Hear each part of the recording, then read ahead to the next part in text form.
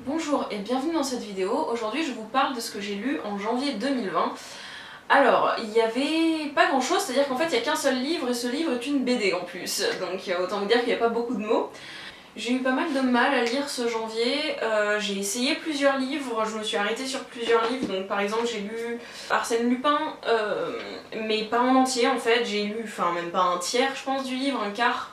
Cela dit, je pense que je vais essayer de continuer à le lire en février, mais j'ai pas réussi à le lire en entier. Et j'ai aussi commencé à lire un livre en anglais que m'a offert une amie pour Noël, et qui s'appelle The Gentleman's Guide to Vice and Virtue de Mackenzie Lee.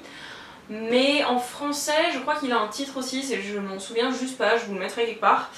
Pareil, j'ai essayé de le lire, j'en suis arrivée à, on va dire, un bon tiers, mais j'ai pas réussi à lire le reste. C'est des livres qui étaient plutôt bien, que j'ai plutôt aimé, mais j'ai pas réussi à les lire en entier parce que j'ai eu pas mal de mal juste à lire sur janvier. Donc au final, je me suis penchée sur une BD en me disant que ce serait plus simple pour moi de me remettre à lire ça et de rentrer doucement dans la lecture pour pouvoir me remettre ensuite à lire sur 2020. Mais du coup, ce mois-ci, en janvier, je n'ai lu qu'un seul et unique livre, et ce livre, c'est le dernier Corto Maltese. Donc, Corto Maltese, pour ceux qui ne connaissent pas, c'est une BD. À la base, c'est par un auteur et dessinateur qui s'appelle Hugo Pratt, mais qui est maintenant mort. Et en fait, il y a deux personnes, donc qui s'appellent Juan Diaz Canales et Rubén Pelejero. Je connais pas très bien ces auteurs pour être honnête, je sais juste qu'ils ont repris un petit peu Corto Maltese et qu'ils ont fait 3 nouveaux volumes, donc 3 nouvelles histoires de Corto Maltese en reprenant le style d'Hugo Pratt à la fois dans le dessin et dans le genre d'aventure et tous les personnages. C'est des BD qui sont très connus, qui sont très complètes, je pense que vous avez peut-être déjà entendu parler de Corto Maltese, et ce sont de très bonnes BD dans lesquelles il y a énormément d'informations historiques et géographiques et qui sont de très belles histoires de façon générale. Corto Maltese, c'est un personnage et un univers que j'aime beaucoup, et donc j'ai un ami qui m'a offert ça pour Noël, et donc elle s'appelle Le jour de Taro et Anne. Cette BD est un peu spéciale du coup parce que elle prend place avant les histoires de Corto Maltese. Le premier tome de Corto Maltese, c'est un tome qui s'appelle La balade de la mer salée, et c'est donc sa première aventure. C'est là où on découvre le personnage, l'univers, tous les autres personnages qui vont être plus ou moins récurrents.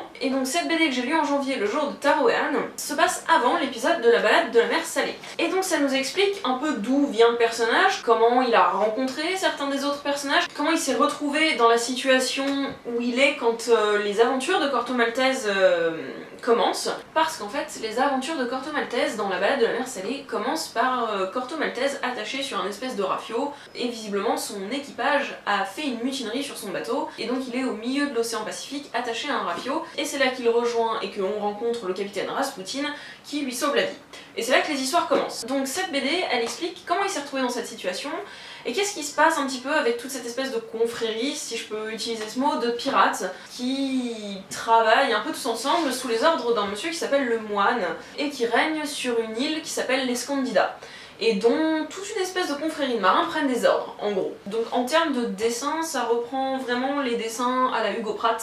Je sais pas si vous voyez très bien, mais en gros, la seule différence avec les BD originales d'Hugo Pratt, c'est que celle-ci est en couleur, bien qu'il me semble qu'elle existe aussi en noir et blanc. Donc voilà, en termes sinon de dessin, c'est relativement similaire à ce que faisait Hugo Pratt, et en termes d'histoire, ma foi aussi. Peut-être un petit peu plus moderne dans les thèmes qui sont abordés, par exemple dans cette BD, il y a un petit sous-texte d'écologie qu'on ne retrouve pas vraiment chez Hugo Pratt si je ne m'abuse, parce que c'était pas vraiment une préoccupation de l'époque, et que c'en est une à l'heure actuelle.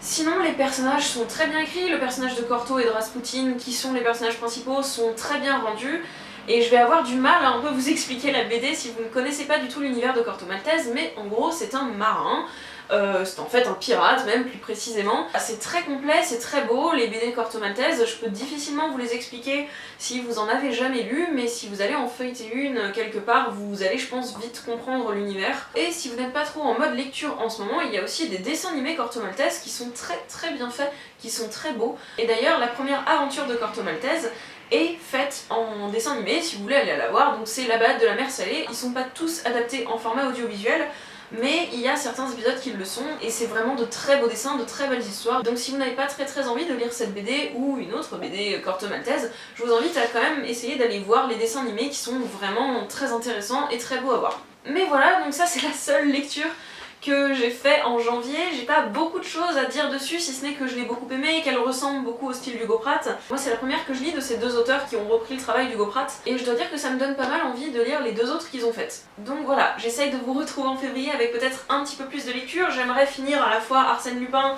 et ce livre dont j'essaye de vous mettre le titre en français quelque part, mais pour ce mois-ci c'est tout ce que j'ai lu. Donc je vous dis à bientôt, j'espère que vous avez aimé cette vidéo. Vous pouvez me laisser un commentaire en bas si vous aimez cette vidéo, si vous avez des lectures à me partager, ou même si vous êtes fan de Corto Maltese et que vous voulez échanger avec moi, c'est toujours bienvenu. Sinon vous pouvez aussi me retrouver sur d'autres réseaux sociaux, je suis surtout présente sur Instagram, mais je suis aussi parfois sur Tumblr et j'ai aussi un blog où il y aura tous les liens dans la description. Moi sinon je vous dis à bientôt, c'est tout pour aujourd'hui. Bye!